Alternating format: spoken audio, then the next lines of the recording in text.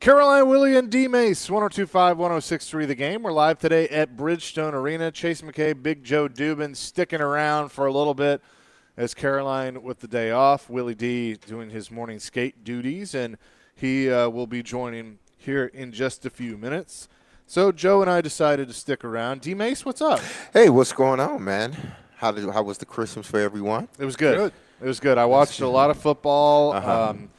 I watched the movies. Mm-hmm. I watched the Reggie White documentary last night. I watched some basketball, so it was good. That's good, man. Basketball, great. Lakers lost. Yeah. My son wasn't too happy about that. That's when you tell him to grow up. Oh man, Grow up.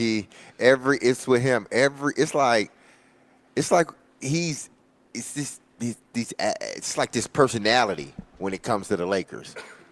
Like, if AD plays great, he's good. Right. But AD plays bad, AD trade him.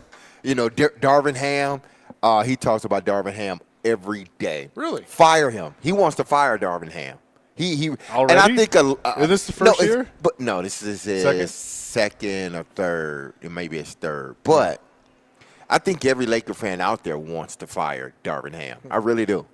So Yeah, I mean, because since LeBron's been there, they haven't had like that sexy name head coach, really. No, they got rid of Ty Lue, which they shouldn't have. No, I they agree. won a championship, albeit it was in a bubble. They won a championship with them. But, so that's how the Christmas went. He was upset that the Lakers lost. I watched Willie had texted us that, the Grizzlies last night in New Orleans, they ended up winning in overtime by 1 point. Ja goes off for about 30 points, something like that. But good to see the Grizzlies get back. I mean, they're going to have to really go on a run, I think, to have a shot. But You know who's Well- not on a run right now is your Detroit Pistons. Yeah, man. What is it, 27 in a row? It's going to be 28 because they play Boston.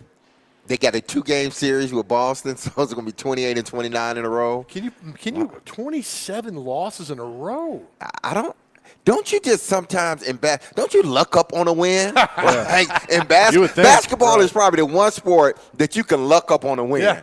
Like, because if the ball's not going in the hoop, it's just going, I don't care who you got. Right. And they can't even luck up and get a win. Gosh. Monty Williams, I feel bad for him, but they just gave him that huge contract, so he ain't going nowhere. yeah, well, So. we'll see if they can get turned around.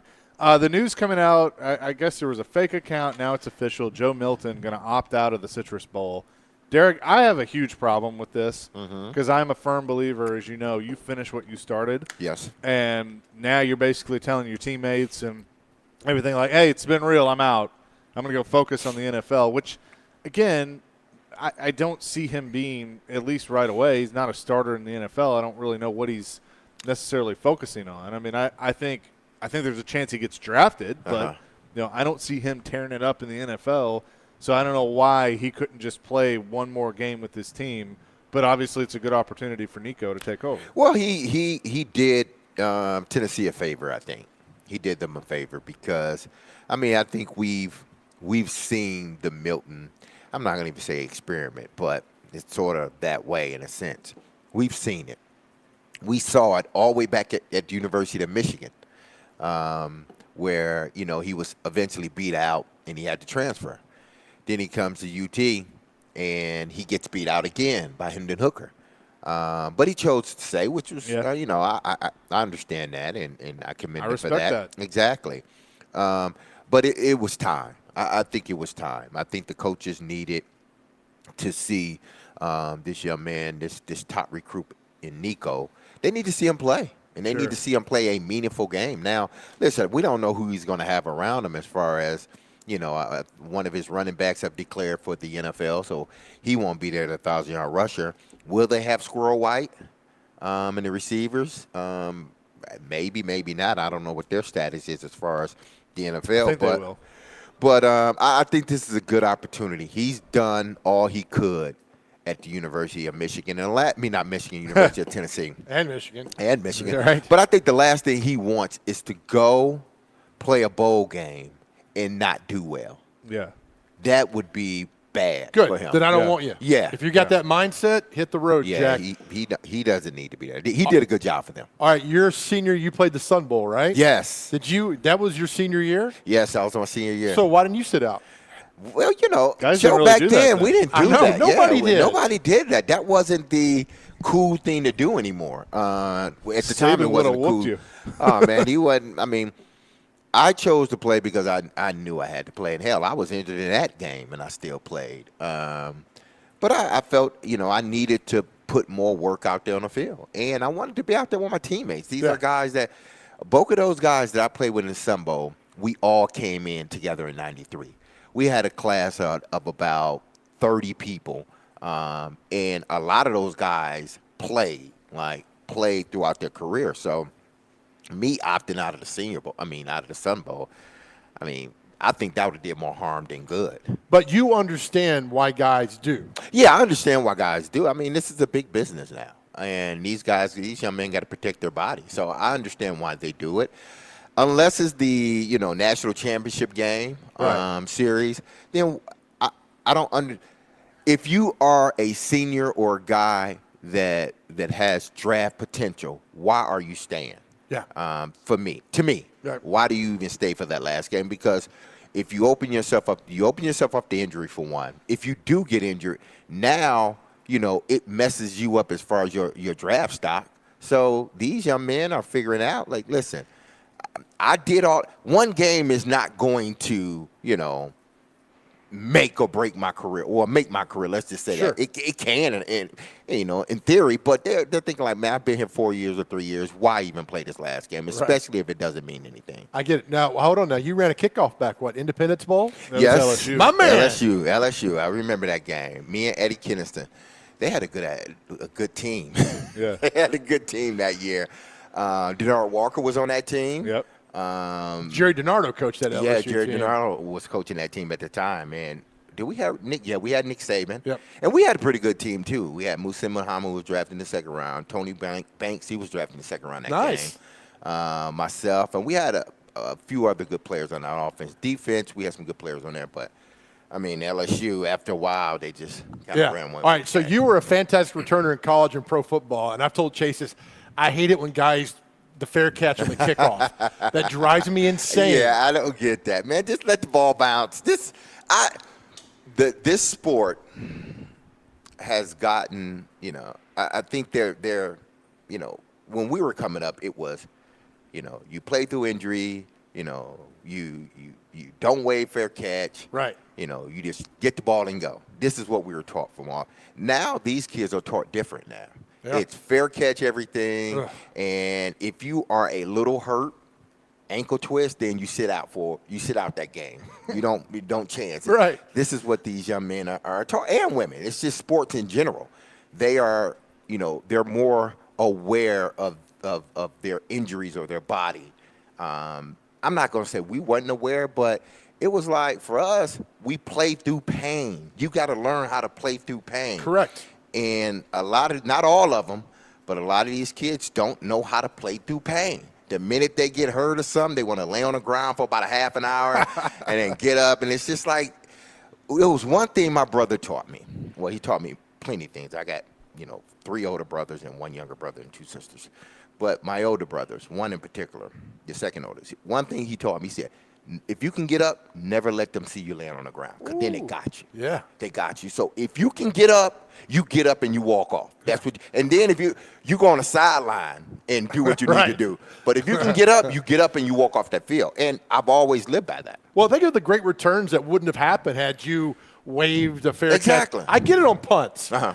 I don't understand it on kickoffs. When you get the ball, that's coming down, you're at the 3-yard line, you get a full head of steam. I don't understand it there. They're scared to get hurt. They are. They don't trust the guys. It boils down to trust. That's what it was.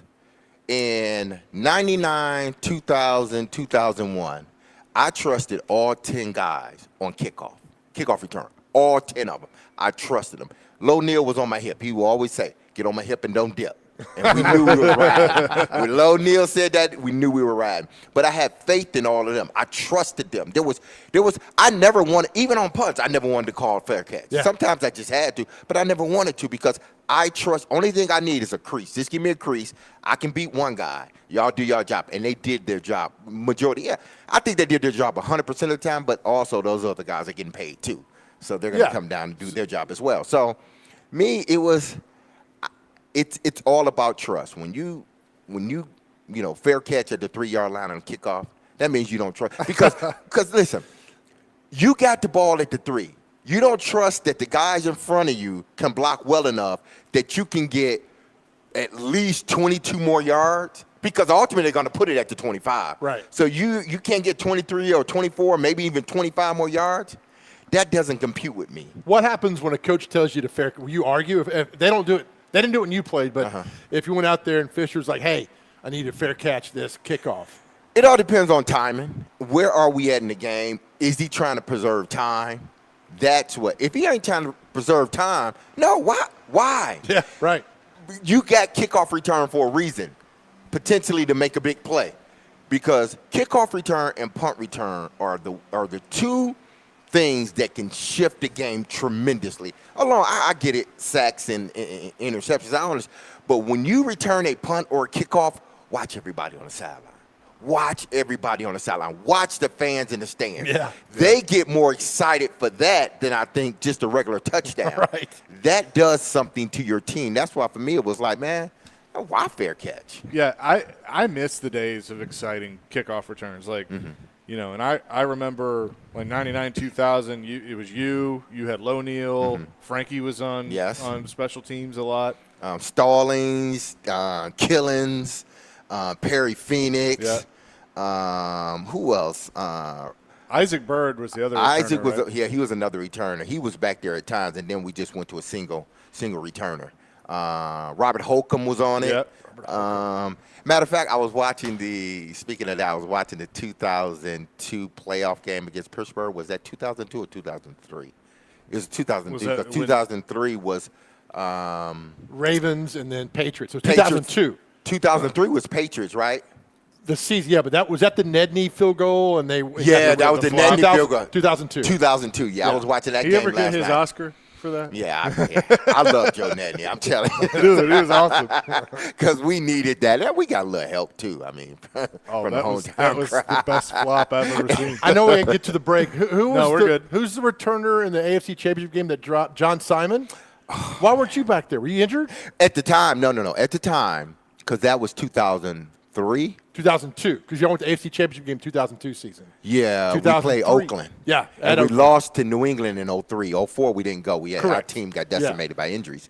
Now I'm mad that you weren't back there in John Yeah, Simon well, was. what happened is when I became a I did punt and kickoff return, because you got to remember, in 99, I did it all.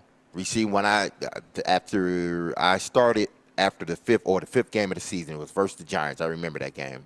That's when I came in as a starter. Had a really good game, but they didn't want to take me off punt or kickoff return, and I was cool with it. Right. You know, so I did punt and kickoff return from 99, 2000, and 2001, where I did the receiver, punt, kickoff return, and everything else. But then 2002, they wanted just a primary punt and kickoff returner. I did more punt than anything in 02. 02, I didn't do any kickoff. That was because they didn't want me to take the extra hits, because I didn't come off the field. On offense, I go back to what I see now. These kids coming off, I call them kids. Well, hell, they could be. Half of them could be my children. Right. But I see them coming off the field, and I'm like, why are y'all I wish if Heimerdinger had ever said, or Fish, oh, you got to come off. No, I don't come off the field. Right. Even if I run a 9 route, I'm like, I'm waving you off. I got it. I'm good. This is what I trained for in the offseason, to run a go route and then jog back, get in the huddle, and then catch my breath and go back out there again. I don't understand this whole, maybe they got too much technology where they monitor everything. Right. Oh, I think they overthink it. Exactly. To me, that's a detriment. I look at the Tennessee Titans, and they do it all, and it just cringes. 2 people should never come off the football field beside Derrick Henry, and that is Traylon Burks and Hop. Those 2 guys, one of them need to be on the field at all times. As a matter of fact, both of them they should never come off the field to me. Why are you coming off the field? You work out in the offseason, right? Wide receivers are the most conditioned, we need to be the most conditioned athletes out there on the field. Why? Sure. Because we never get Good a point. break. We always run. No matter if it's a run play, we running to get the block or the backside block or the front side safety. In the pass play, we got to run even though we're not getting the ball. Right. We are the most conditioned athletes out there, and you want to come out every 2 or 3 plays? No, Yeah. for what? I don't understand that. I feel like, Derek, that they overthink it too much because it's like, oh, well, we have to get Chris Moore involved, or we have to get NWI involved, or we have to get Chig involved, or, something like that. And whereas I agree with you that if we know what DeAndre Hopkins is, I mean, he's about to hit 1,000 yards. Yes. He's got 2 games to do it. We don't know what Traylon Burks is. We think that, I know you want to see him get more opportunities, them try and get him the ball as much as possible. I feel like he's not going to live up to where he was picked, and still has some talent. But in these next 2 games, I mean, that's what you're doing. You're building for the future. Yeah. So I want to see, 10's going to be back next year. I want to see 10 and 16 on the field with hopefully Levis as much as possible. Well, yeah, me too. But I need to see 10, 16. I love, Chris Moore, and I love Nick Westbrook-Akine. But to me, one of them will be gone next year. And I'm bringing NWI back. I say that because, but why? He doesn't play special teams. That's the thing. Yep. If you are my 3rd or 4th wide receiver, even Chris Moore plays special teams. Sure. Nick Westbrook-Akine, I love what he does, but he doesn't play special teams. He's a guy that may get 20 snaps a game, maybe 25 snaps, and none of those 20 or 25 is on special teams. Yeah. I don't know why they don't have. Maybe he can't do it. I don't know. But a guy like him, his shelf life is very, very short on teams. Why? Because if you're not receiver 1, 2, or a bona fide 3, then you better be playing special teams. Chris Moore plays special teams. Well, to your point, who was Michael Irvin's backup in Dallas? We don't know because he never came off the field. Never came off the field. Herman ever. Moore, one of my all-time favorite receivers for the Lions. They never came off the field. Yeah, you're exactly. That's a great point, man. So would you, between the 2, Chris Moore and NWI, you'd bring Chris Moore back? Yeah, but that's not because I don't like NWI. Yeah. Y'all have heard me. I've raved about NWI and what he's been able to do. But because he doesn't give you that other element that Chris Moore can give you, then, again, his shelf life on this team is limited. As far as we can only keep you for so many years, because if we find another guy that could play your position but also play special teams, we got to bring him in. When you look at just the stats alone, so NWI is at 370, Moore's at 362. If you're going to view one of those guys as the 3rd, because this Kyle Phillips thing, it hadn't worked out. So yeah, I'd move on. He's hurt too much. He's just hurt entirely too much. I'd move on from that. You know that you're going to have. I mean, I hope they're going to hang on to Hopkins. They should. Keep Hopkins, Burks. That's your 1-2. Okonkwo is your starting tight end, at least for now. He's played better, I think, the last handful of games. So he's going to get some catches. Mm-hmm. With the way that this offense is trending, because Tajay Spears is going to catch some balls too, what should that 3rd receiver stat line look like? Under ideal conditions, a better offensive line. Yep. He should at least, in today's football, that 3rd receiver should be around that 500, close, if not 600 yards, because this is a passing league, and you're gonna have your dominant 1. Yep. Then you're gonna have your 2. And that 3 needs to be like in between that 500 and 600 yards, maybe a couple of touchdowns. But he's also that 3rd down guy for you. And Nick has been that. He's been the 3rd down guy for the Titans. And he's been a guy that, has made plays when plays needed to be made. That's what I like about him. But on the flip side, he doesn't play much special teams at all. Yeah. So you can keep him, but then where are you going to get that special teams play from? Because if you're going to ask Chris Moore to do it again, well, Chris Moore ain't getting no younger. You need some guys that are going to go out there. So to me, honestly, the 3 guys that should be playing next year should be Traylon, Hop, and they need to go get another guy.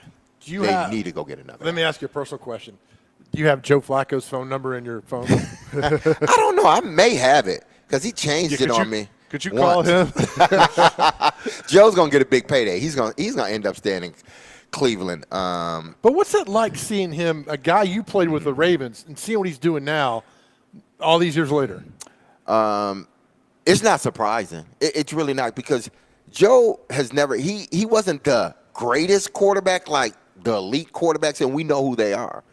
But he was a damn good quarterback in this league, and he was a Ben Roethlisberger, Phillip Rivers type of quarterback. Big, strong. He was a little bit more athletic than both of them, and people didn't realize that Joe could move, but he had a big arm, strong, sturdy guy. Didn't get injured, and he can throw the ball through a hurricane. That's one thing, and that was one of the reasons why the Baltimore Ravens drafted him. Right. Because of because he came from Delaware, so he's used to playing in the weather, and they needed a big, sturdy quarterback that could stand up against Pittsburgh, Cleveland, all of these like vantage defenses, that the Titans, that are going to hit you hard and try to put you out of the game. Joe was that guy that could stand up. But why did you yell at him?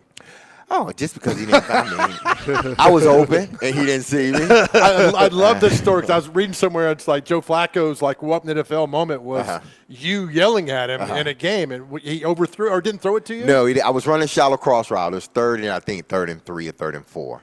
And I'm running a shallow cross, and he chose to, hit somebody else, and the guy didn't catch it, or they end up breaking it up. I'm running right past him, wide open, and I'm just like, throw me the ball, dude. We get the first down. So, I yelled at him a little bit, but I told him sorry. I told him I apologize. That's that competitive. Yeah, edge. I apologize. But it doesn't. But according reading the story, it's kind of like you let him have it on the sidelines. Yeah, but no. We see what I liked about Joe is that, I let him have it, but he didn't back down. Didn't back down. He came right back at me, and I was good.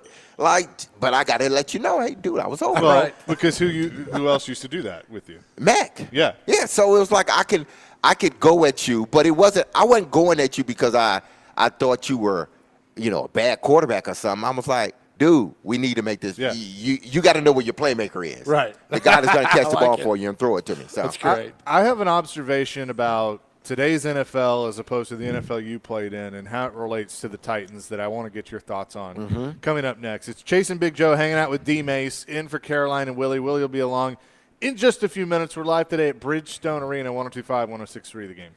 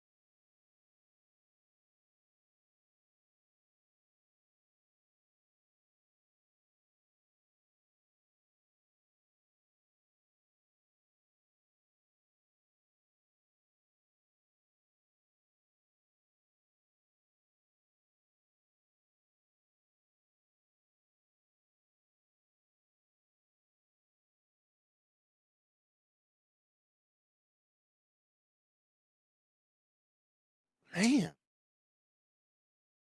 D-Mase chasing Big Joe in for Caroline and Willy.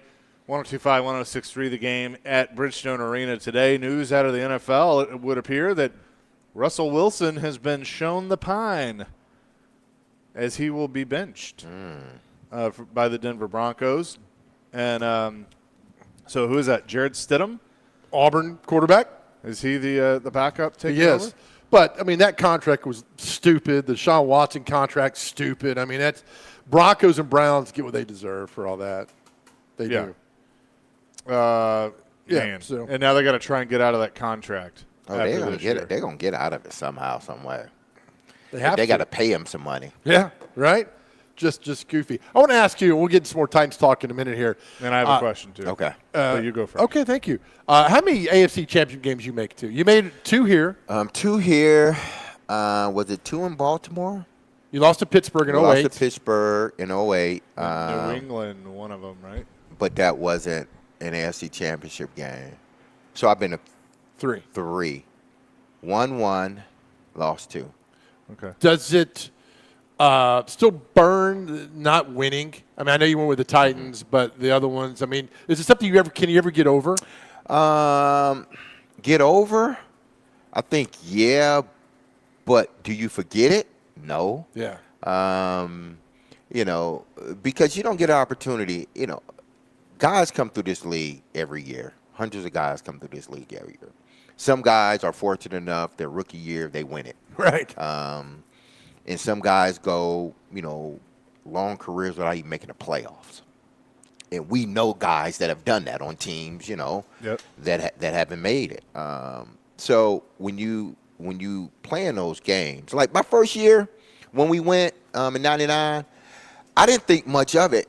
A lot of guys were distraught, but it was really the older guys. Yeah. Bruce and Stepnoski, he was on that. I think Step was on that team too. Guys like that, B-Hop, that have been here for some years, right, that have went through, the Oiler, the last year in Houston, then the first 2 years here in Nashville, the 8-8 seasons. So they were truly like invested. Like they were the blocks of this organization. Eddie, Blaine, those guys. So those guys were distraught. I didn't know if Blaine was because he was knocked out of the game. I think he went to the hospital that day in the Super Bowl. But when I came back in the locker room, was I disappointed? Yeah, I was disappointed. But in my mind, it was like, we still got Eddie, we still got Steve. Yeah, we still got a good defense. So why is everybody why is everybody down? I know I didn't understand the crying, like the real raw emotion. I didn't understand that because I was such a young player. And I'm like, man, we got so much talent here. We'll be back. I mean, we did get back to an AFC Championship game, but we didn't get back to the Super Bowl. Yeah. And when you're young, you don't realize how hard it is to get there. You got to have a lot of luck. Even Kansas City Chiefs, you look at their Super Bowl, New England Patriots, you look at theirs, it had to have been some luck somewhere along the way that got you to that point to win the Super Bowl. Matter of fact, to even get there. So, but I didn't understand. I was 20 years old, 21 years old. I didn't understand. It's like, okay, well, I was 22 at the time, 23. But I'm thinking, we're going back. Well, that never happened. We went back to the AFC Championship game, but that never happened. But, yeah, when you get those moments, it didn't start to affect. The year that it started to affect me was that next following year when we lost to Baltimore. Yeah. When we lost to Baltimore at home in that fashion, that's when it hits you like, okay. The 2000 team hurt, when you were here, but the 06 Ravens team that you were on was pretty damn good. Was that when Peyton came in to Baltimore and beat you guys? Yeah, we were 13-3. I think that was Mac's first year there. Right. Y'all were good. We were 13-3. We had an outstanding defense, but our offense we played in the phone booth. We still played in the phone booth. And we were in the red zone in that game, I think, like 3 times. We ended up fumbling or throwing an interception one time. And then the other 2, we had 5 field goals in that game. And they still barely beat us, New England. Not New England, Indianapolis. Yeah, Indianapolis. They barely beat us that game. They came to our place and beat us. So you look at that game, And that may have been the best team we had in Baltimore my years there, because the veteran quarterback that we had in Steve. But then we end up playing Pittsburgh in the AFC Championship game. It was probably the second best team we had. It could have been the first best. It could have been the best team, but Joe Flacco was a rookie. Oh, wait. Yeah, he was a rookie that year. So, they didn't put a lot on him. They didn't.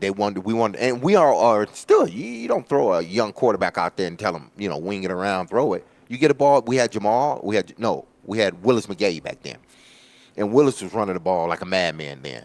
And then we had McClain. Do you have Ray Rice? Ray was there. That was his rookie year because he and Joe got drafted the same year. We had McClain. There's Alabama. He's old Alabama fullback. He was with Rolando us. McClain? Yeah, not Rolando. No, that's a linebacker. Yeah, that's a linebacker. So we had a really good team. Defense was great, but the quarterback was young. Joe was young, and they didn't want to put too much on him. And I remember we went into that game in Pittsburgh. We were up at half, feeling good about ourselves. Second half, I think we had 3 straight turnovers. Ugh. 3 straight turnovers. What was the play? I'm sorry, Chase, real quick. What was the play? I could talk to Derek for hours about football. When you scored over Finnegan here in 08, what was the play call? Because that was a perfect pass from Flacco to you in the playoff game. Well,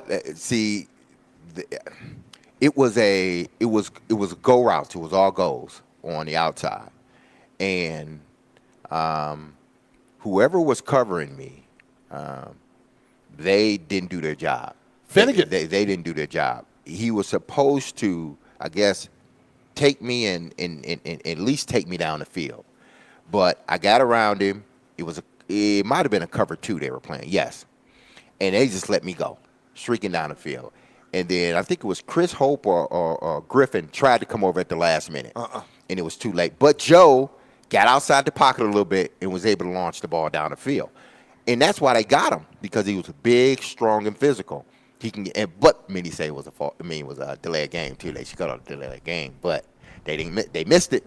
Oh well, that's a part of football. I was in the press box and you caught it, and somebody next to me says, "Please don't let it be Derek Mason," because you got up and did amazing. I think it was a Michael Jackson dance, probably all the way from the end zone to back to the 50-yard line, the Ravens sideline. But it was a hell of a catch. So here's my observation / question when it comes to the receivers and specifically here. Mm-hmm. And I get that it's different. Traylon Burks was a first-round pick. Mm-hmm. You were a fourth-round pick.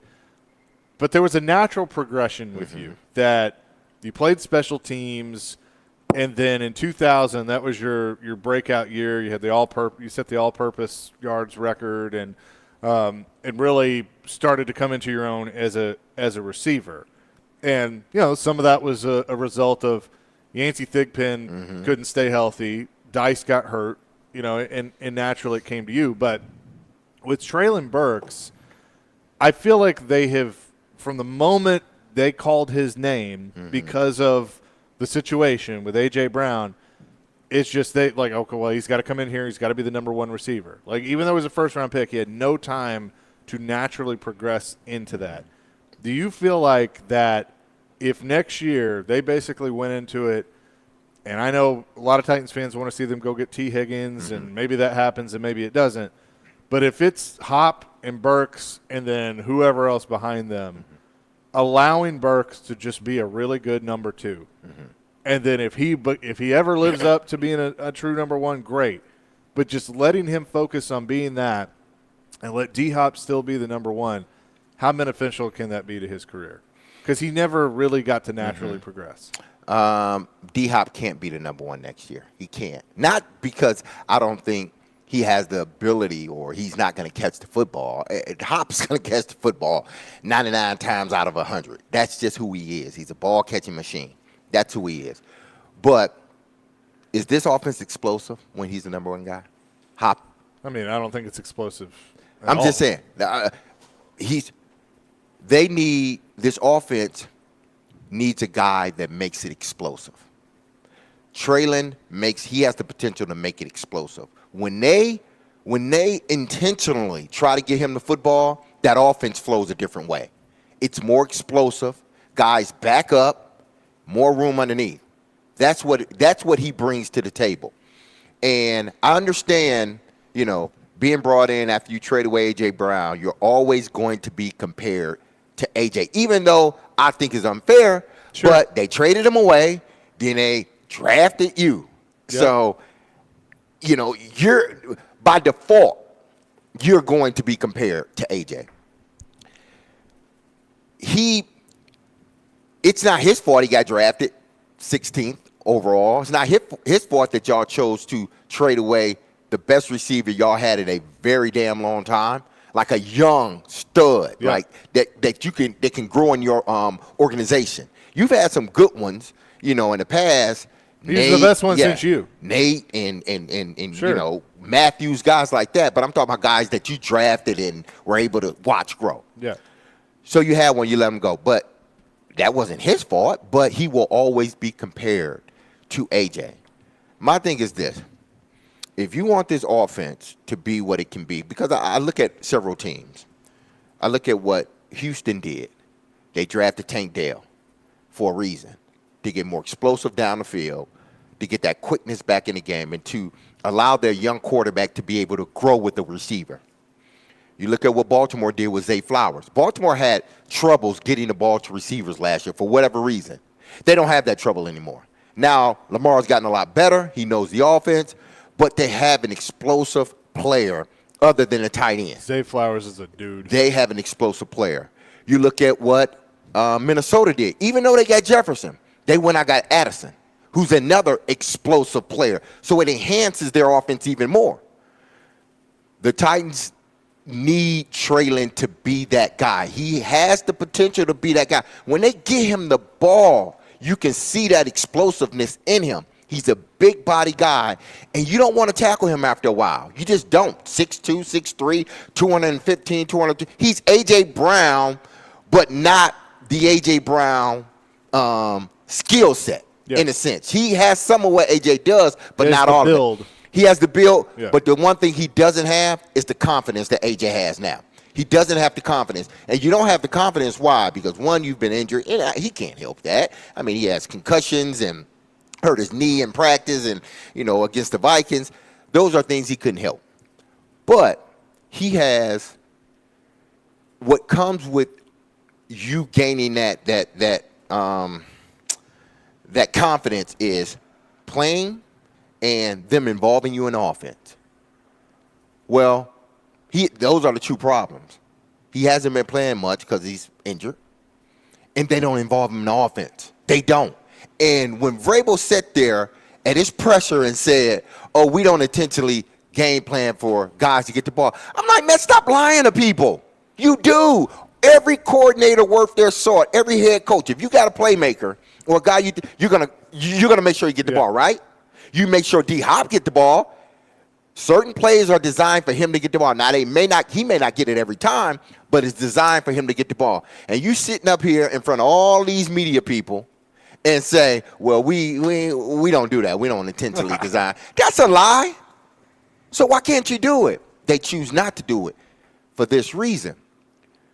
Because Tim Kelly and Hop got such a good rapport with one another. They know one another. So this young quarterback we got, push the ball to him because he's going to make the plays. And I get it. Him. Exactly. I get that part. I don't think they trust Burks. They're going to have to trust him. You trust because, again. He's got to show me more, though. People, see, when you have certain drops, people think you drop the ball all the time. When you have certain drops in games, it's like, oh, he's always dropping the ball. But then you go back and look, it's like, no, he doesn't. Not really. No, he doesn't have no more drops than that guy over there. But because of when you drop the ball, it's now all of a sudden, oh, he's prone to drops. No, he's not. He's not prone to drops. He catches the ball a lot more than he drops it. But the thing is, one, he's not available, and then two, he doesn't get a lot of opportunities. So they need to purposely targeted him the last two games. Was it the last two games or just his past game? No, it was the last two games. They purposely targeted him early, and then they went away from him. And then what happened to the offense? It got stagnant again. You're right. I'm telling you what I know and what I've seen. When you got you a guy like Burks and you got a D-Hop, that's your strength. Your strength isn't running football anymore, and people don't want to realize that. Right. The strength of your team, any team in the NFL, is to throw the football. Why? Because the rules are set up to throw it. Nobody can touch the receivers. That's right. You got to give them 2 steps before it catch it. That's your strength. You have 2 guys really 3, because I like Chris Moore.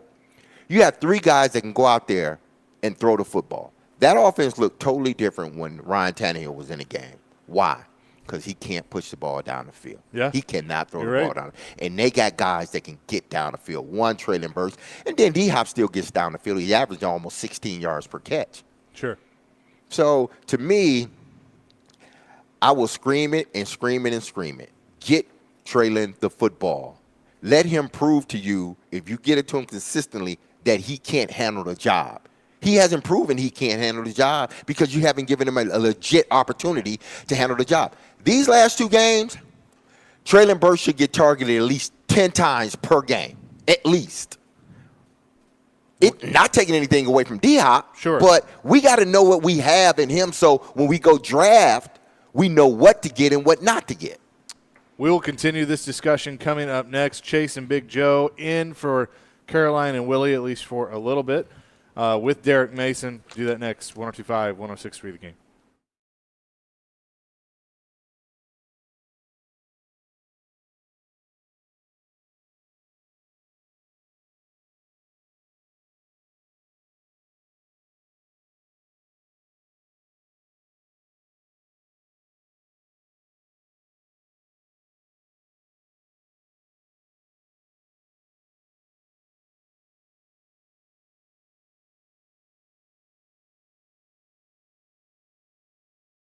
Happy hump day, people. I know you had a lot of betting going on this week, okay? A lot of football games with it being a holiday and everything else. So I know if you were doing your betting, you were doing it with our partners at Zen Sports. I know that for sure. So I'm excited to tell you about, their new introductory promotion available to all new customers in Tennessee. It's the No Danger First Wager, people. When you sign up for a Zen Sports account, you will receive up to $1,000 No Danger First Wager. When you place your first bet on Zen Sports, you will be reimbursed for the amount you bet if it loses up to $1,000. Plus, check this out. Zen Sports has launched a new VIP program for the premier bettors of Tennessee. If you think you might qualify, then listen up, people. The VIP program is by invite only, so if you feel that your Zen Sports play qualifies for the VIP consideration, please check out the program details and apply at zensports.com/VIP. No other sports book will offer you a premier sports betting experience with 24/7 top-tier customer support and bigger and better action than Zen Sports. So, what are you waiting for, bettors? Get going and download their app at zensports.com today. Zen Sports. Betting just got better. And remember, gambling problems, call 1-800-889-9789. Terms and conditions apply. Must be 21 years or older to bet here in Tennessee.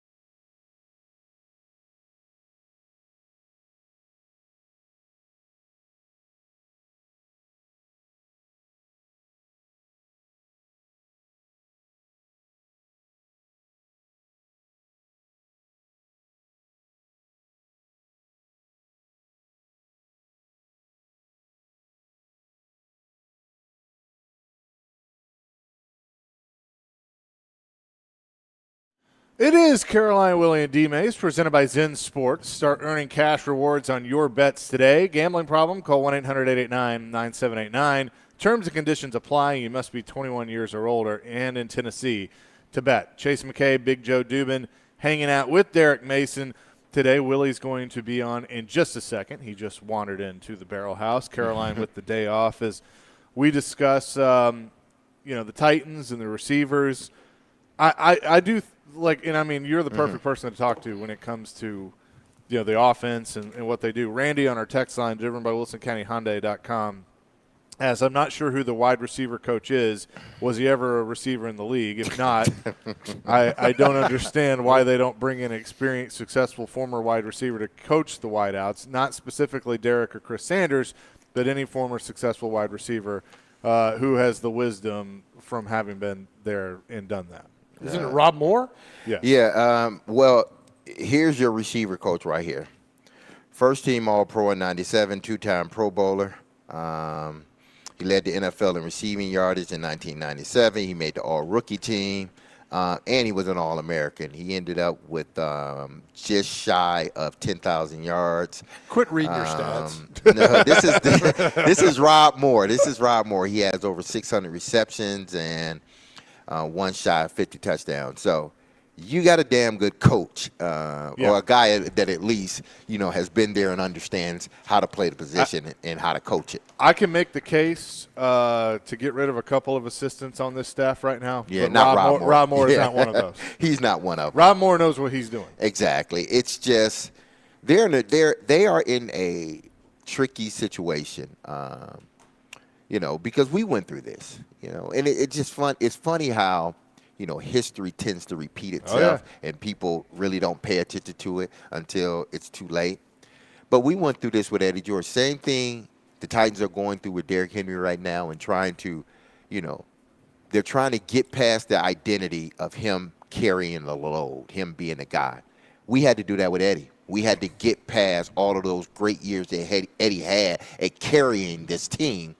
And we knew in order for us to win consistently in this new NFL, as the NFL started to evolve, we had to become not necessarily a passing team, but we had to have the capability of passing when we wanted to. Yeah. And it's hard to, sort of segue out of what's been so great for you for so many years. But we had to do it with Eddie. We just had to. That's where the Titans are at. And that's where the Titans fans are at. Derek is their Eddie George. Yeah. And they've had so many good seasons with Derek that they don't know how to let go. They don't know. Anytime you talk about, Spears need to get more carries, this and that, everybody going to an uproar. But eventually, you're going to have to segue out of that. Sure you are. You're just going to have to. Yeah, you have to let it go. One quick question before I let you go. When you were with the Ravens and Ray Lewis gave a pregame speech, you ever tell him to shut up? Nah, I didn't tell him to shut up. Ray gave some of the best He didn't give one every game, and I think that's the misconception. Like, Ray just gave a speech every game. He didn't. But, I mean, he gave some passionate speeches. But then, because guys are going to be guys. Right? Guys are going to guy. Okay? Guy giving a speech, we're looking like, dude, what's he talking about? Well, what's he talking about? Yes. Derek, it's been fun hanging out with you. I enjoyed it, But man. the lefty is warming up in the bullpen. This call to the bullpen presented by Zen Sports. Willy Donick will come in and take us home. You guys off at 1 o'clock today for the Military Bowl between Virginia Tech and Tulane. We'll have that coverage for you coming up in just a little bit. So it's been fun hanging out with you. I enjoyed it, man. Talking old stuff, new stuff, receivers. I enjoyed it. Appreciate you guys. More man. coming. Caroline, Willy, and D-Mase, 102.5, 106.3 The Game.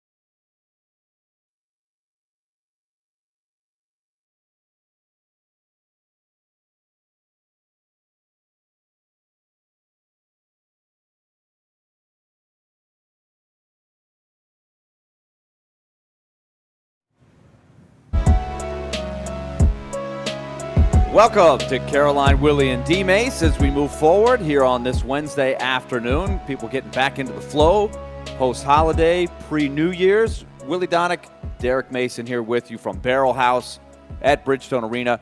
The Predators getting back in the flow tonight as they take on a very tough opponent in the Carolina Hurricanes. We'll have our coverage starting at 6 o'clock with Max Hurst and company as the Predators had the rematch from a great game that took place in Raleigh not long ago. Nashville won it 6-5 in overtime. It was just a great, entertaining game.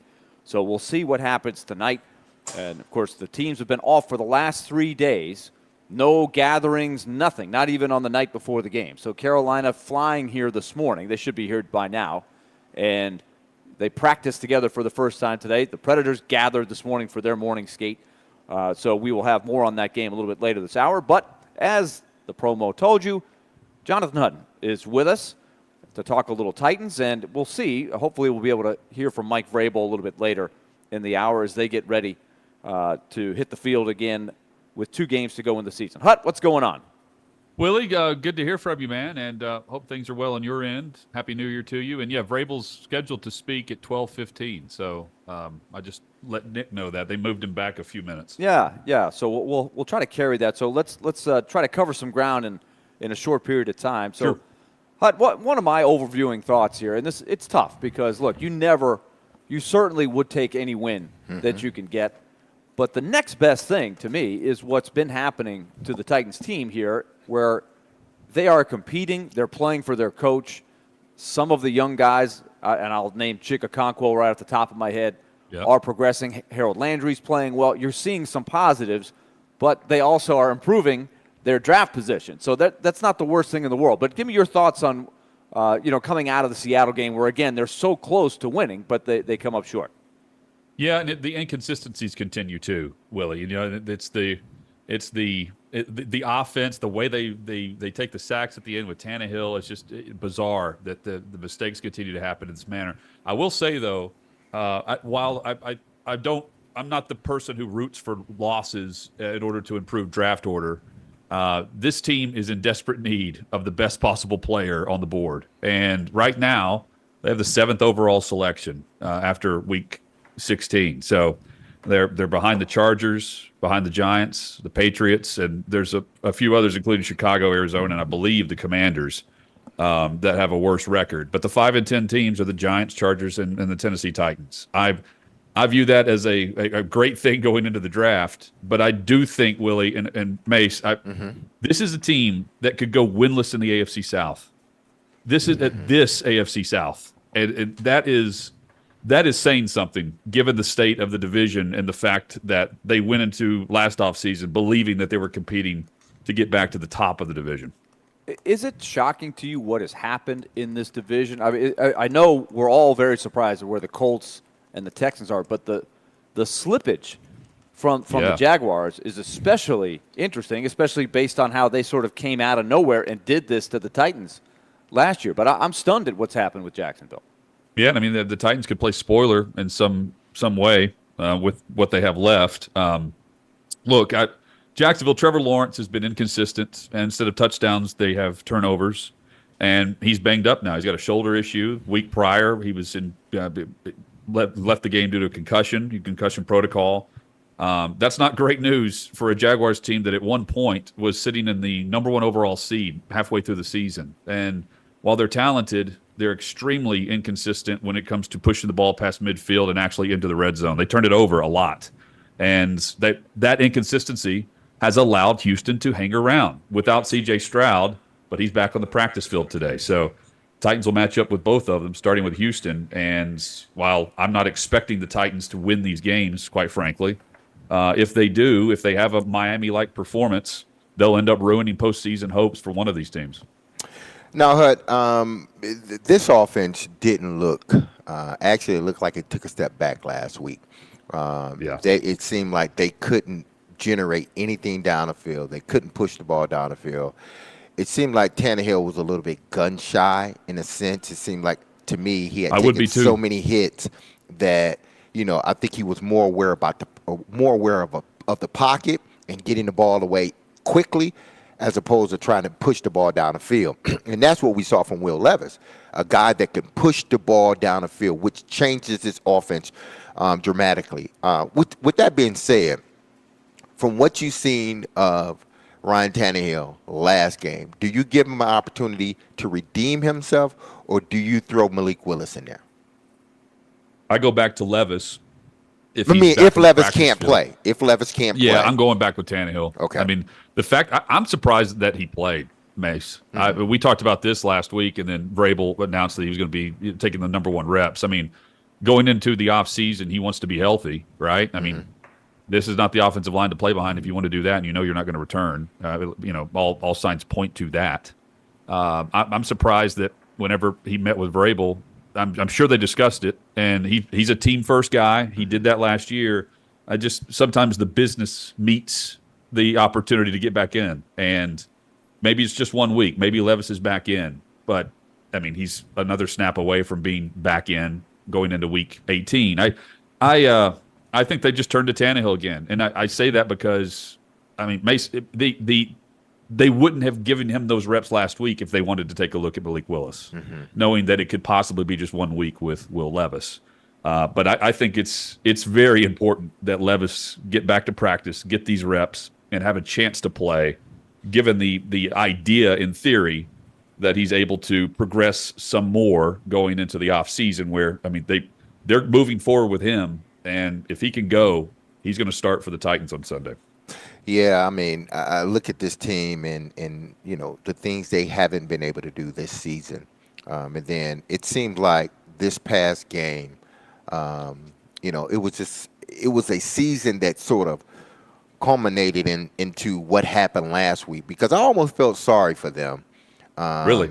Hut, from this standpoint, because they played the type of game that, you know, it wasn't great, but it was good. It was a good game, and you saw what they were trying to do. But for whatever reason, they couldn't pull the game out. It seemed like they did the things they were supposed to do, at least from a defensive standpoint, and at times offensively. Yep. But then when they needed the big stops, they couldn't get them. And when they lost that game, you know what, Hut? I watched one of the players, DK Metcalf, on the bench. And he went to the bench after scoring a touchdown. He sat down on the bench, and you could just see it in his face, like, I just don't have no energy. You know, it seemed like he didn't have the energy to play the game, or the jet lag going from Washington coming to here. And my thing is, if he feels like that, there are a lot of other guys on this team that feel like that. Why couldn't you take advantage of that, Tennessee Titans? The difference is DK Metcalf is I would refer to as a thoroughbred, and the Titans have the depth issues among the worst in the NFL. They're low on this thoroughbreds. roster. Yeah, for sure. And that's why that's why the draft position to me is something. Like like you said, D-Mase, you want your team to compete. The expectation is to win. You want your young players to say, you know, we're still good enough to beat and spoil a team from getting to the playoffs. But on the other side, like, they need thoroughbreds. They're so low on them. Like, I felt bad for Avery. Will go out there and play. He finds a way to get in there, but he's a guy clearly, Hut, you could see they were going after him, right? Yeah, he's not a thoroughbred. He's a guy that's fighting to stay in the lead. He's a special teamer that's spot duty, right, and at best. And, yeah, I mean, it takes one play against that defense. Bend don't break, and it's going to break unless the offense is putting up points. And the offense is struggling. It has all season. It started in week 1. It's not just a depth issue. It's a talent issue. And it just everything has to be on some trick play, some special play. For instance, the touchdown pass from Henry. Like it's got to come off of that instead of just their offense. And it was on a day. Mace, you're right. I mean, frustration. It's on a day where they're running the football well. We're seeing things from Spears. That DeAndre Hopkins is he's the most consistent player on offense. I mean, there are signs of, okay, this is a Titans team doing what they want to do, coming off a week where Vrabel said we're going to stick with the run because, well, we need to establish the run. We're going to do that. There were positives, but so many head scratchers and so much frustration given the fact that it continues to be a lot of penalties. And on defense, bend don't break, and they're to a point where their depth is really hurting them and it has all year. So where do you see this team headed into the offseason? Because listen, these next two games, I mean, they're going to play hard these next two games, and one in particular, the Houston game. You know they're going to play hard that game. But where do you see this team headed into the offseason? Beside the offensive line, and well, you can name the offensive line. Where do you think they should go first? Should they try to rebuild the offensive line? And when I say rebuild, Hud, I don't mean like all four guys, because Peter's going to be there no matter what. But when I say rebuild, I mean get them a tackle, get you a center, and then work out that right side. I think the right side will be fine once Brunskill bring him back. Nicholas, see what he can do. But I think they need to solidify that left side of the offensive line first. They need to have the mentality, D-Mase, of what we saw from Rustin Webster when he had Roos, or was it Reinfeldt? He had Roos. Mm-hmm. And then they end up drafting Taylor Lewan anyway, a year early. You can't have enough tackles, and I'm loading up at that spot. They have to make up for the years lost for the two picks that have been swings and misses with Isaiah Wilson and Dylan Radins. So make up for lost time and use your high pick to solidify the left side and stop having the issues that they've had. They have to hit a homer with that decision, and I think they've got to go in the veteran route too. And I think they're also going to address corner. I think they took money away from safety to address the cornerback position this offseason.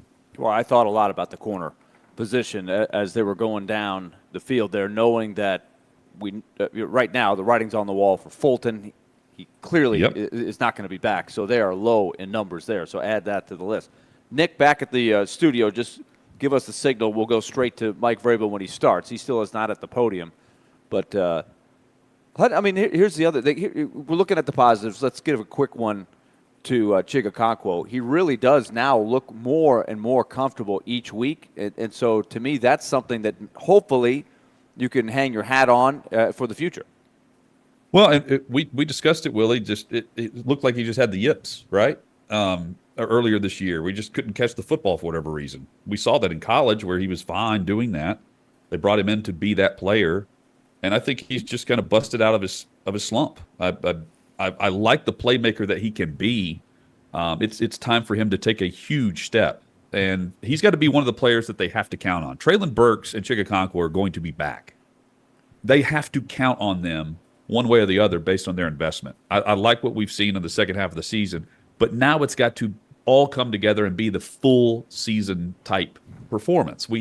They haven't put that together with their draft picks recently, not since Jeffrey Simmons. So we've seen it from Tajay Spears. That's a great sign moving forward, but it's few and far between. And Chigakonkwo's got to be the tight end base. He's got to be the rock for them at that spot, because you can't address every position in the rebuild. He's got to already be a part of the rebuild, the reload. And I like the progression. Now let's see the consistency. Let's see him stack this. Okay, Hut, hang in there, and thanks a lot for joining us. Mike Vrabel has taken the podium, so let's go over there and hear from the Titans head coach. All right.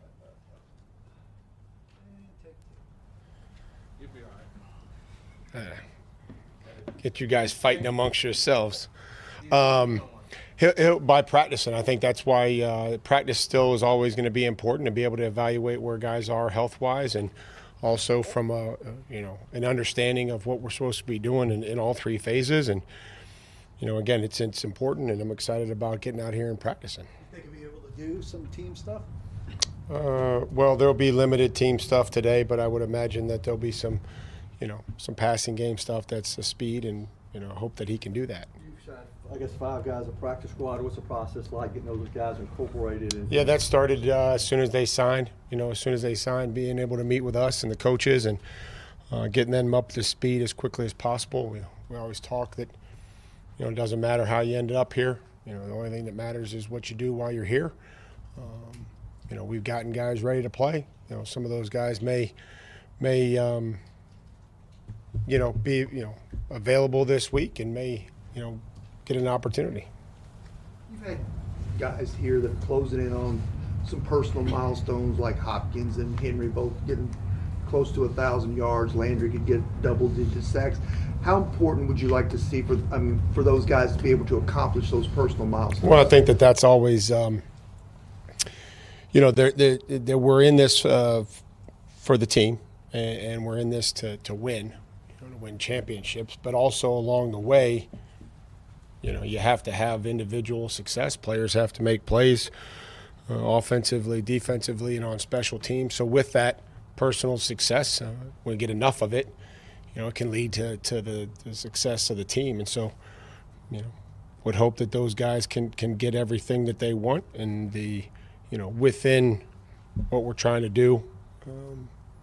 I think that there's always a balance there, making sure that they're doing the things that help them be successful, whether it be this year or in the past, and making sure that they're not doing things outside of what the scheme is that could ultimately affect the team. But I don't think any of those players, I hope that they all, have great games and can achieve whatever it is that they're looking to achieve. Especially with Harold, how good has it been to kind of see him hit his stride here over the last 6-7 ball games? Well, I just think that he's feeling, more comfortable. And again, every injury and every rehab and every, everybody heals differently.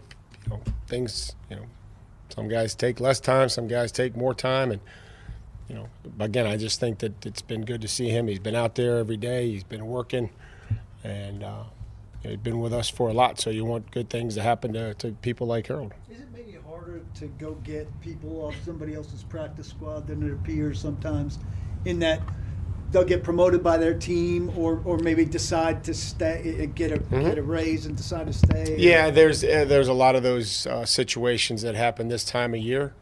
When we take somebody off somebody's practice squad, we're required to keep them for a minimum of 3 weeks on the active roster. Some teams do. We've tried to do that in the past, and some teams will promote said player, maybe a veteran player that has a number of credited seasons that's on the practice squad that may ultimately get called up to a playoff team, may stay. There's a lot of different scenarios, and I think that a lot of those depend on the individual player, what he's done in his career, what he wants to do, the opportunity that may be presented, whether it's here or somewhere else. What goes into the thought process with those decisions when you decide to add somebody to position versus trust the depth you have on the practice squad? Well, one, we didn't have any depth on the practice squad. When you had 5 guys, the depth is somewhat limited. Sometimes it's a player that has played in the past and is, what you would call a veteran player, versus a younger player that may be on the practice squad that you're still developing, working with, and still want to move forward with, but may not be ready for the game. Left tackle position, how does that look for you, with Jalen Duncan in the wrist and then Dillard getting his time? How does that look for you this week? Well, I think it's too early to tell. I thought Dre finished the game well, and expect more from Jalen. So we'll kind of work through the week and kind of see how that goes, and try to come up with a decision that we think is best for the team, and then everybody that's up on the game day roster has to be ready to play. I noticed Reese. You had a follow-up, too? Yeah, thank you. That change, that was strictly due to injury? No, it was just whether it's injury or performance or a decision that I made, it just was felt like we could get more from that position. How did Otis do in his snaps on defense? Well, I think there was, again, Otis plays with the speed and the violence that I appreciate. We asked him, to use his hands on kickoff coming out of last week. He went down there, was involved in a double team, used his hand, shed at, I think, the last kickoff that we had, and made the tackle. He ran and made some good tackles. He chased the football. Had a really, really nice play over on our sidelines. Came from a long way away. Great angle, great speed, and held him to like 2 yards. So, and then there was some some drops and some details, and I'm like, we'll figure all that out. And I promise you, the most important thing right now is that you play with an effort, a violence, a speed. You take the coaching, and we'll get some of the details that we'll have to have this week cleaned up. As you monitor Will Levis this week and trying to see if he plays on Sunday, anything extra that goes into it, Coach, when you talk about his physical play and maybe learning from past experiences of how to maybe slide or do things that aren't. He dove, he slid, he protected himself the last time we played the Texans, and he dove forward and got us 5 yards, and we had a half a yard, and so I rewarded him by going for it on fourth and a half a yard. So, we're not gonna, we're not gonna restrict these guys to, playing outside of how they are wired to play, and it's an instinctive game. There's sometimes the pocket breaks down if you're a quarterback, and you have to be able to move and avoid, protect the football. And ultimately, we would like you to do the best that you could to protect yourself, especially at that position. But there also is a responsibility that you have to try to, help the team on the field and score a touchdown or convert on a third down. What do you like about what Marlon Davidson's given you so far? It's a player that has come in and bided his time and worked. I thought he got in good shape while he was here, and the details and the technique, and took advantage of his opportunity. And so now he's earning more opportunity, and I like coaching him and enjoy having him around. How did Ojukwu do in the tackle eligible role he had Sunday, and does that merit maybe more work going forward? I think it does. I think it does, at least going forward.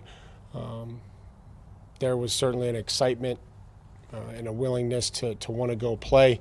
Saw him, trying to finish, and it was a new opportunity for him. So there's some mistakes and things that we will have to coach and clean up. But usually when you saw the end of the pile, he was there, Rader was there, or Ruppy was there. So that's a good start. Mike, when you brought guys either up from the practice squad or in off the street, you've had a lot of success getting them ready to play in just a short amount of time. What do you attribute that to? A simplified approach, or how does that work for you? Well, I think one, it's always on the player, right? Well, we're going to give you as much as you can handle, and the role that you have each week. I think our coaches do, I do a very good job of getting those guys ready, and then also, trying to put them in a role that will,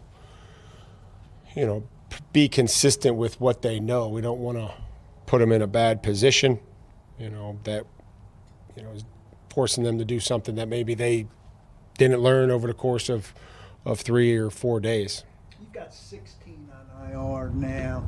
Is there anything different about the injuries this year? Is there any different feel to kind of the injuries you had I this think year? they probably are. I mean, they're just, some of these IR, we got into a situation where we had to make a decision on, I talked about this the other day or yesterday when, maybe it would have been a couple weeks, but, if you weren't available this week, we needed the roster spot. So, we've got some MCLs in there, and, I'll try to do my best to continue to evaluate that, the health of the team. I think that's obviously always something that's critical. But when you're talking about some MCLs or AC sprain or whatever, things that occur during a football game, a very violent game, it's hard to account for some of those things when guys fall into Jeff's knee or Amani's knee, just using those as an example. So you feel like that's maybe not as bad as it's been the last couple of years? No, I mean, any injury is bad. Any injury, anytime we lose a player, it affects the team. And so, we'll have to obviously look at those things and continue to do it. But that's why we have, a practice squad and guys that can come in there and step in. And, it's never great when you lose players. It's, something that, you'll have to deal with through the course of the season, and trying to get them as ready to play. And then when injuries do occur, That we all have a great responsibility to get the player back as quickly as possible. You touched on it yesterday walking off. How do you manage the week with a shorthanded team and group of young guys and vets as well, trying to get everybody get some speed work in and Yeah, we'll get some of that early on with some guys that have not played a lot of football for us, and where we've been the last couple weeks, really not being able to do a lot of speed. We'll try to get some work in there, and then we'll see where things are tomorrow. With Tajay Spears and the kick return, I guess it was, a couple weeks ago, you took him off of that unit. What was behind that, and do you plan on using him in that way again? I think Tajay's valuable player just like everybody else, and just made a decision. Some of these kickers that we're playing, they have the ability to put the ball in a lot of different places and make it advantageous for their coverage, the hang time, and you see us kind of trending towards just fair catching it and putting it on to 25. Guys good? Thanks, Mike. Bowl. Nothing super exciting. And Mace, on the other side, we'll get into some of what we heard there, but certainly a lot of just trying to find some diamonds in the rough here off the practice squad and trying to piece together a roster with 16 players on the IR. When we come back, we'll have more from Bridgestone Arena and Barrel House, Predators and Carolina. Willy Donick, D-Mase here with you. Stay tuned.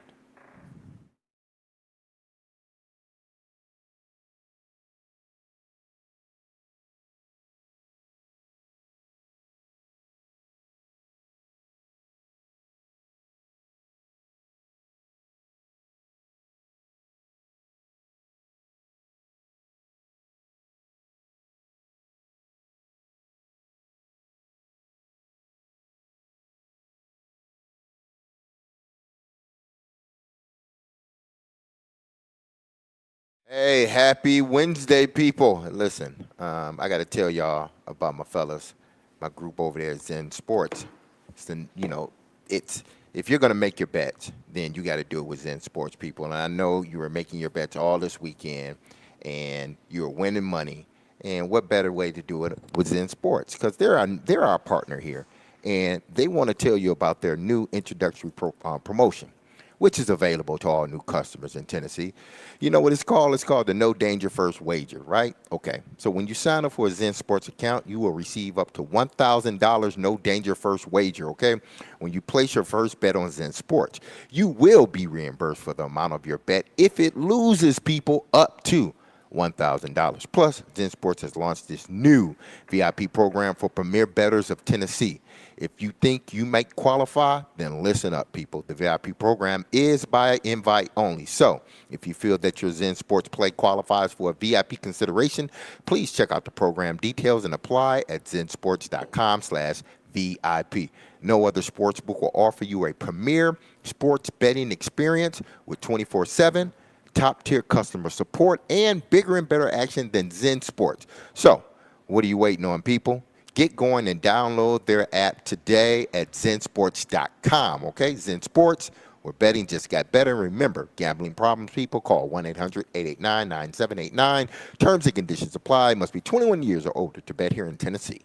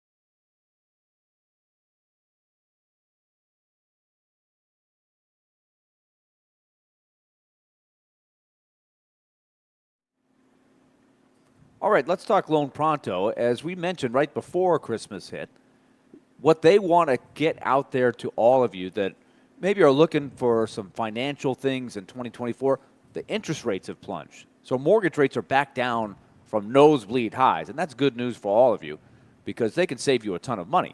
If you have a 7 or 8% rate you got stuck with for whatever reason, call Lone Pronto right now and get that number down because it's going to save you money every month. If you bought or refinanced your home with a rate over 7%, refi and save money, even if you did it here very recently. Interest rates on Lone Pronto's Equity Express loans have also come down. So that's another way of getting some cash out of your home and get yourself on solid footing for the new year. Call right now, 615-499-5780 to get started. That's 615-499-5780 or loanpronto.com. Equal housing lender, NMLS 1661781, subject to lender approval.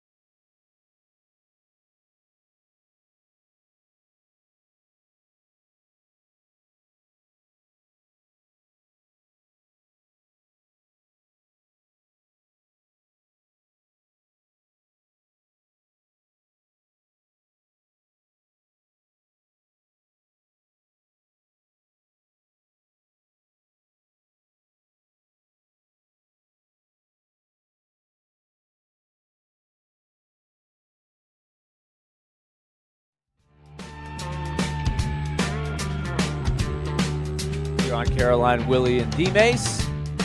Not a whole lot of meat there to the press conference for Mike Vrabel.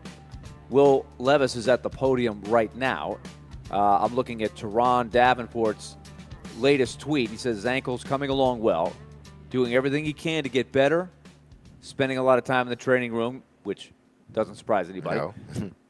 See how the week goes. So that was the first thing, D-Mase. Not a lot of clues on who's going to play quarterback. I'm sure if Will Levis is feeling really healthy, he might give it a shot, but we've seen the offensive line. We know what the situation is there. So if he is 80%, something like that, mobility question, I do wonder, how does he have to look for them to decide, let's put the kid in there?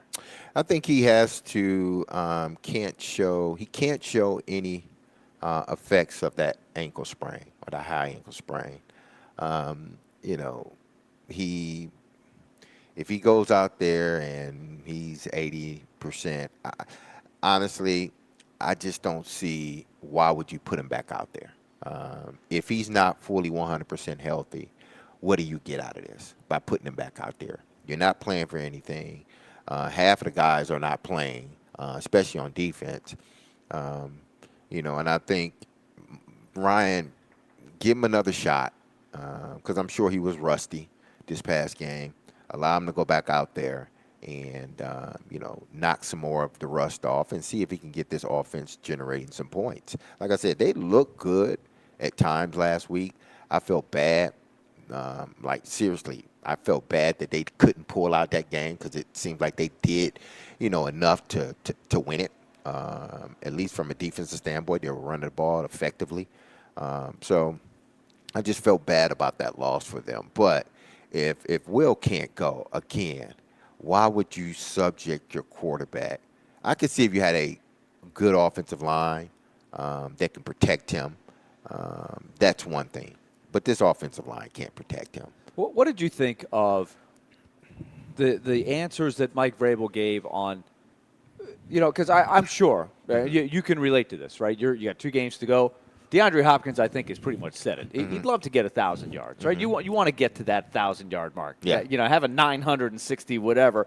It just looks different when there's 4 digits Exactly, across yeah. there. He and Derrick Henry have a chance to do that in the last couple of games, and at the same time, we've talked so much about trying to get Burks involved, get him the ball. Let's get Spears the ball a little bit more. I think you're balancing that, right? If you're Tim Kelly, you're probably looking at both of those things. You'd love to have your cake and eat it too there. Yeah, you would love for, to have a 1,000-yard receiver, on your stat line for the year, considering all that has gone on for this team, to have a 1,000-yard rusher, considering what this offensive line isn't. So that's this time of the year when you're out of it, things like that, I think coaches do pay attention to. Vrabel may not, say it, in a way that is obvious, but, by some of the things he says or allude to that he would like for, would be nice for D-Hop because it shows the work that he's put in. It would be nice for D-Hop to get 1,000 yards. It would be nice considering how the offensive line has looked if Derrick Henry can get over 1,000 yards in this offense. So, yes, he was right. It is about the team, but, at this point in time, if you have individuals that are able to hit milestones, then you allow them to hit it if you can. And Hop is one of those guys as well as Derrick Henry. And you've got – they're on the verge. They should get there barring injury or anything like that, but 972 for Henry.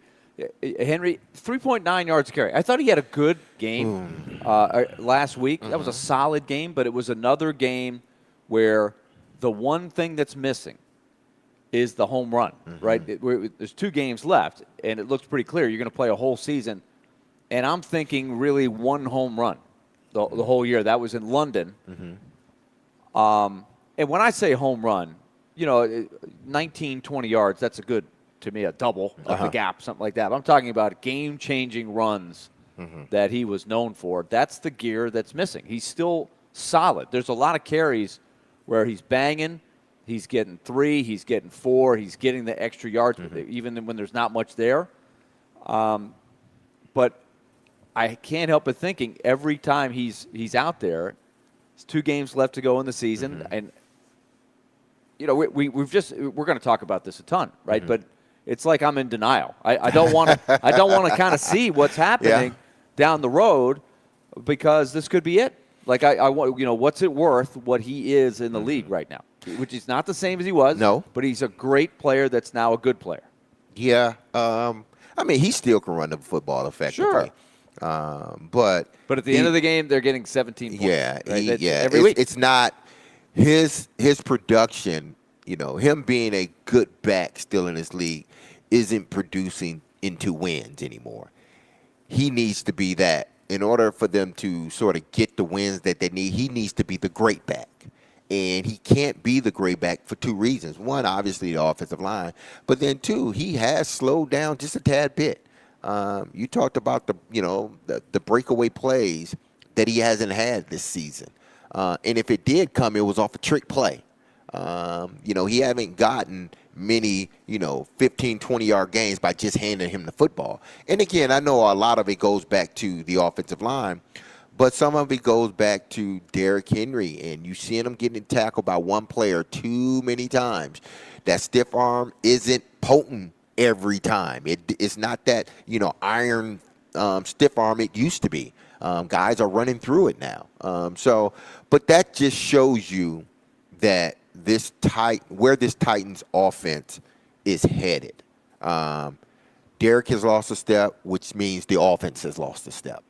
And, throw in a bad offensive line, They've it got makes to it seem find a way to get to another level. They have to, but, we know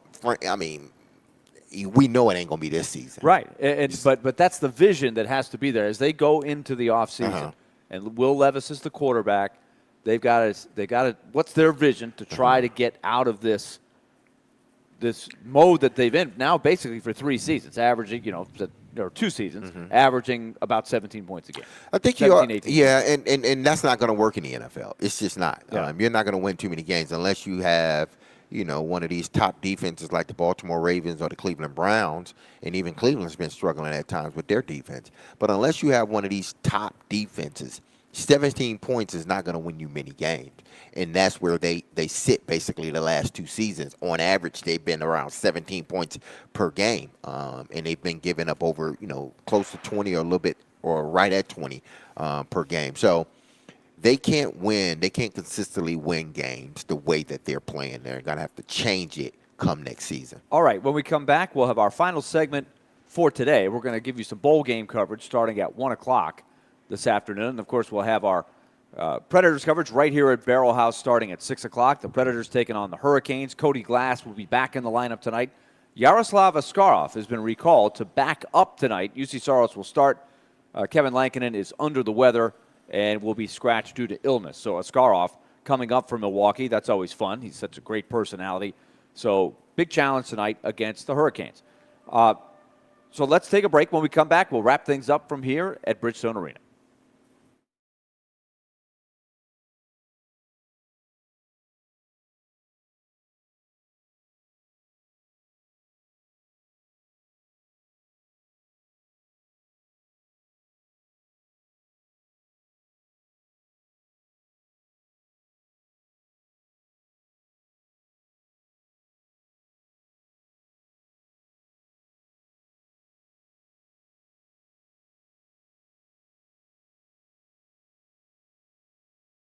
Hey there, you've heard me talking a lot about F&M Bank and all the ways they can help you and your family. So let's talk business owners out there.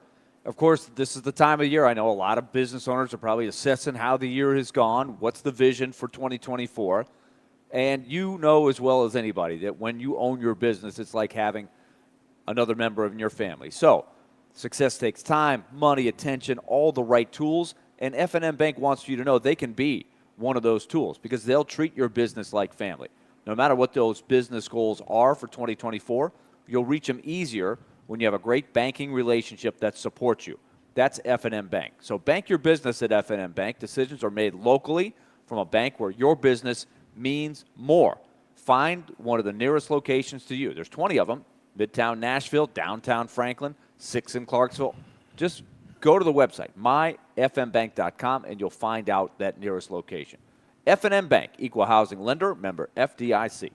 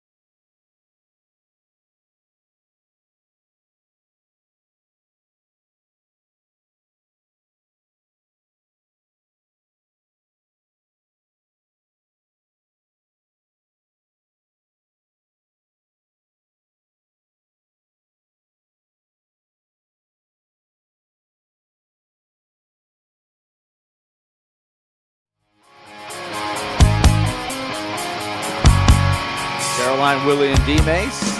We'll shout out to Caroline. She should be back with us here soon. C-Dog. That's little my under, new name. A little under the weather today, but she'll be back. Predators and the Hurricanes coming up later tonight as the NHL gets back at it. Congrats to the Grizzlies last night. They're 4-0 since John Morant came back in to the lineup. They had a dramatic win last night in New Orleans. Crazy game. I got a chance to see it last night. Just happened to looking for something to watch, and it ended up being a great game. Wild finish. But Memphis is moving in the right direction after digging a huge hole. They didn't win much without Ja. But speaking of a huge hole, what did your Pistons? D-Mase, we're going to Detroit tomorrow. Okay. Predators play the Red Wings on Friday. A little back-to-back. Red Wings and then to Washington. I didn't even realize until I was watching the Grizzlies last night. I was like, you think the Grizzlies have problems? What's going on with the Pistons, man? Pistons have a bunch of problems. I mean, they got a very, very young team led by Cunningham. He put up 40 the other night, too. And they lost. They lost, I think, 112 to 115 or something like that. This is a young team. But how many? What are we at Monty now? Williams. They were 2-1. It's 27 wins. They were 2-1. 27 losses in a row. 27 losses in a row. They play Boston the next 2 games, so it'll be 28 and 29 more than likely, unless Tatum and Brown doesn't play. But this is bad. The running joke is who will win more games, the Detroit Lions or the Detroit Pistons? You know, when it's all said and done, who will win more games? And right now, it looks like the Lions at 11 games, they will win more games than the Pistons. I want to ask you, too, about a former team of yours, because you couldn't help but notice on Christmas night how impressive, when you go to San Francisco and you beat the 49ers, who have been playing really well, and you win that decisively, and on the same day where, honestly, I have never seen the Chiefs play this bad since Patrick Mahomes has been the quarterback. He was really struggling. All of a sudden, the AFC, it really looks like it's swinging towards the Ravens. They look like the best team in the AFC right now. It does, but it's ironic. Anytime a player gets involved with a celebrity, their team or their career goes the opposite way. It seems like it's doing it with the Kansas City Chiefs right now. I do apologize to all the Swifties. Matter of fact, I don't apologize to all the Swifties. You know, damn you. In a lighthearted way, believe me. But, you know, watching Baltimore this weekend and what they were able to do to San Fran, I think this could be a preview of the Super Bowl, honestly. The Harbaugh Bowl. Yeah, but they went in there and they bullied the bully. You know, it's like you have these two, you know, teams that sort of are you know, own their own respective territories, and they're the big honchos in their territory, and then they come together and they got to prove, you know, I'm bigger than you, or who reigns supreme over everything. And that's what that matchup was built up to be. Two physical teams with two, you know, MVP type players at quarterback, and then obviously Christian McCaffrey, he's in the MVP running. Many thought this was going to be a really good game, and it turned out not that way. Brock Purdy looked like a mere mortal. Yeah, and then had to leave the game. And had to leave. You know, he had a stinger, but then they put Darnold in. He came in, and they chose to leave Darnold in the game. But Baltimore punched him right in the face.